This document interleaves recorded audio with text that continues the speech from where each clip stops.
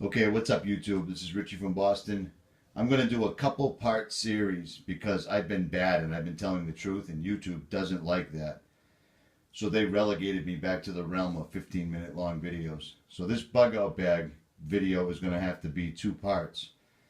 But that's okay because if I show you how my bag is packed and how it is the way it's setting right now, it's 2 totally different things. So I'm going to show you the contents of my bag now, then I'm going to make another video and show you what it looks like when it's all stowed away in either the 𝗙𝗲𝗍 stock Terminator bag or the Mystery Ranch 𝗙𝗲𝗍𝗍𝗍 bag, one of the two. But at any rate, let's get started. There's not much difference between my kit and what everybody else carries, so I've been asked, I'm making the video, here it is. I carry a nylon sill tarp, so waterproof, tear resistant tarp. Works out well, you can use it as a footprint, you can use it for works out well. You can use it as a footprint, or you can use this as a, well, how about this? As a tarp. I don't have to explain it to you. You know what I'm saying.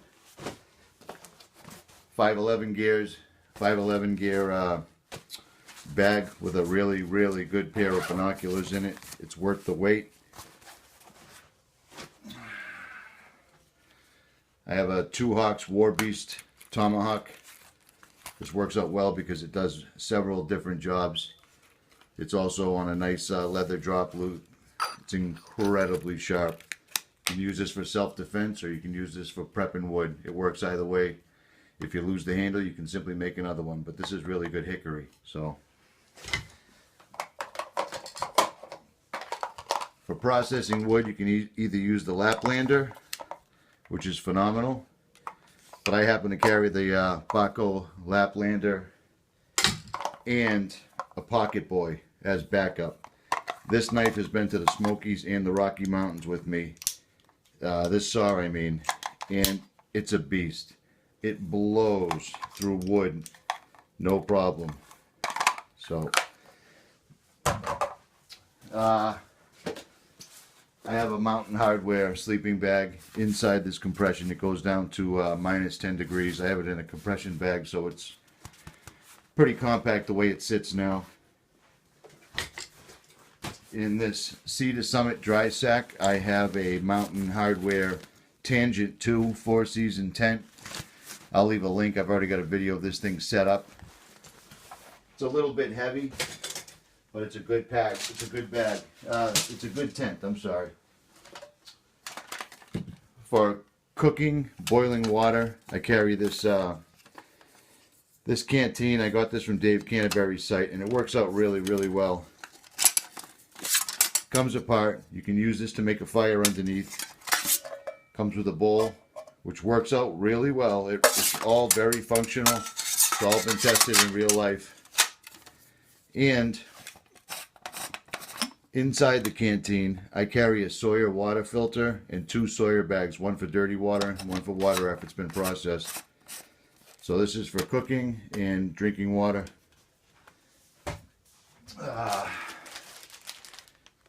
Hand warmers. I've got a Big Agnes blow-up sleeping pad. This thing adds a little bit of weight, hogs a little space, but if you can ruck it, fuck it. Again, redundancy. I have 2 Sawyer water filters in here with a tool to clean it out in case it gets clogged, as well as 3 more bags, 2 I think Camelback or whatever they're called. 9-hour emergency candles and a candle lantern holder. This thing works phenomenal. This will heat up a tent. It'll heat up a broke down vehicle. I keep it in this little foam capsule because it keeps it from getting damaged. Carry as many of these bad Larrys as you can, and that'll set you right up. As many as you can carry. You know what I'm saying? Because why not? If all hell has broken loose, you at least don't want to be in the dark. Carry aluminum foil. And I also carry these little casserole baking dishes. They take up no space at all. You can open it up, you can gather water, you can cook in it, all sorts of things. Aluminum, when the shit has hit the fan, aluminum is going to be worth its weight in silver. Besides my sleeping bag, I carry a high-end Adventure Medical Kits bivvy in case I run into something, somebody that needs help, whatever, who knows. Shit has hit the fan, so who knows. If you can ruck it, fuck it. Wilderness first aid, in case the adrenaline's pumping and you forget what you're doing, refer. Map of my area, topographical, waterproof. Extra knife besides the one I'm already carrying. Let me see here. I have a Gerber folding entrenchment tool. This is a good one. I paid extra money for it for a reason.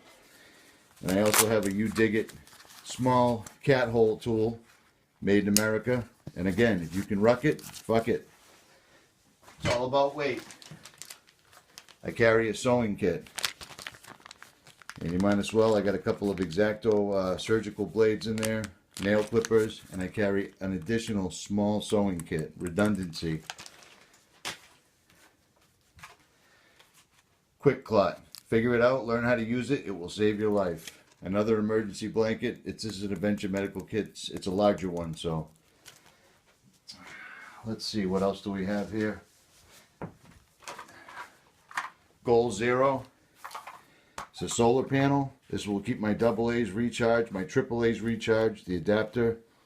This will charge all sorts of things, because carrying a flashlight is great, but if you can't recharge it, that's not so great. You know what I'm saying? $100 could mean the difference between life and death. Who knows? I carry one.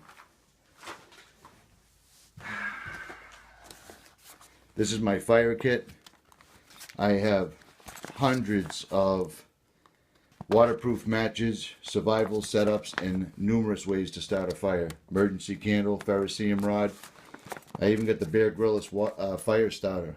Someone gave that to me, so laugh if you want, but it works better than anything else I have, so I carry it. And I carry it in a waterproof bag completely. Magnesium too, you never know. 550 cord, 550 cord, bank line, 550 cord.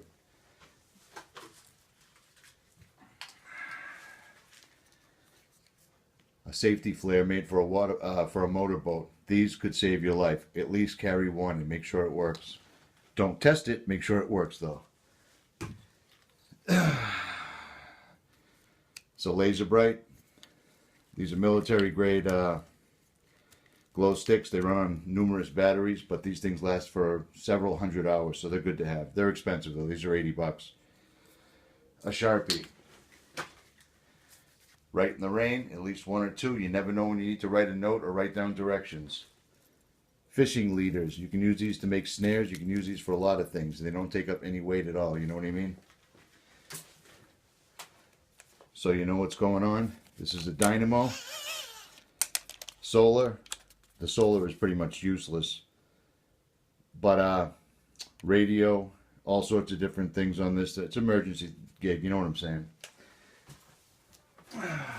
Bandanas, REI microfiber towels. I have larger versions of these as well. These things work. They're good to have. This is a large tarp.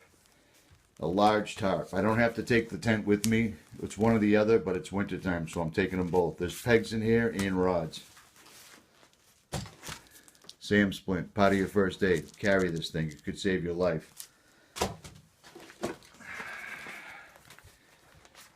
Toilet paper, small deodorant, toothbrush, moleskin, stuff to wipe your bum with, because when you're in the woods, you do not want to learn how to wipe your bum with a pine cone. Bring toilet paper, wipe your bum. First aid kit. Has a trauma kit, quick clot, and everything you would possibly need at least 3 or 4 times. Tylenol, allergy, and anti-diarrhea. Make sure you carry that stuff. Make your own first aid kit. Maybe I'll do a video on this. It depends. I'm not sure yet. Small Best Glide fishing survival kit. This will work. And this is a Best Glide Military Scout pocket survival tin. There's a lot of crap in here, just in case everything goes wrong and this is all you're carrying. It's absolutely better than nothing. Israeli bandage. Carry them. Use them. And a Thompson snare kit. These are definitely good to have. batteries, batteries, batteries, and lights. Surefire, surefire, surefire, and batteries that can be recharged. If you can't recharge it, the flashlight's only good for as long as the batteries last. Flashlights, everyone knows that. Multi-tool. Don't skimp on a multi-tool. You don't want to be going to use the multi-tool and it simply breaks on you. That would suck. Leatherman or an SOG or a 𝗙𝗲𝗯𝗿𝗂. 𝗙𝗲𝗯𝗿𝗂s aren't bad, but double check it. Make sure it's, you're paying $60 for one, unless you score one online for 40 or 50. Don't skimp on the multi-tool. Alright, I gotta take my camera with me here. Flashlights, flashlights, flashlights. Food. I got a couple of MREs stripped down. I have a little bowl to eat out of, my spork. I carry one of these just in case. Dried food, freeze-dried food, enough for a few days. A couple of things, you know, energy bars, whatnot. This is my clothing that I carry. A pair of ultralight, triple light design pants. I have wool socks and silk liners for my wool socks to keep your feet happy. I carry 2 pairs of wool socks. I carry those ex officio underwear because you can go 3 or 4 weeks with one pair, which is awesome. And merino wool undergarments. And always be aware of what you're wearing on the way out of the house. It could be the last time you ever change, you know what I mean? These are walking sticks. I bring walking sticks because they're small and I can strap them to my pack. So the next part of this video, you're going to see all this stuff jammed inside all these bags, and it'll be either in this Terminator F4 bag or this Mystery Ranch FILBE setup. I'm not exactly sure. They say that you can go 3 minutes without air, 3 days without water, 3 weeks without food, but you can't go 3 seconds without hope. So square yourself away as soon as you can. The sooner the better. This is all just the extra crap I had laying around. I'm not going to show weapons in this video because, well, just because. If you can't figure that one out on your own, I don't know what to tell you. Carry cigarettes. Carry whiskey. Those are good things to trade. Gold. Just be aware of who you're trading with. Use your own best judgment. But in a world without a rule of law, there's not going to be any law. So next time you see all this crap, it will be bagged up and inside one of those packs and ready to go on my back. This whole setup will probably, especially with that 4-season tent, this setup will probably top out at about, I'm going to say 49 pounds, which is a lot, but I've been training, it seems like, my whole life for this. You know what I mean? If you're going to hunker down at home, more power to you. But as you can see, that's my backyard. That's the Atlantic Ocean.